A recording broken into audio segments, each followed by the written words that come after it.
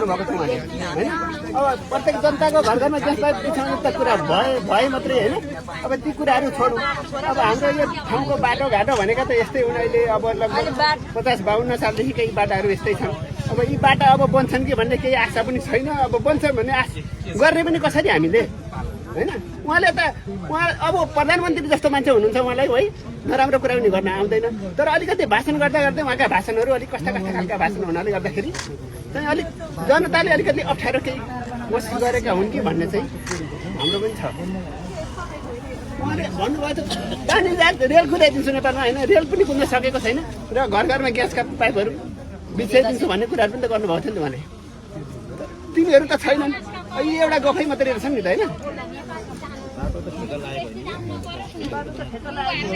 देशमा रोजगारी, शिक्षा र स्वास्थ्य यति भयो भने देशमा बाटो भन्दा पनि स्वास्थ्य, शिक्षा र रोजगारी चाहिँ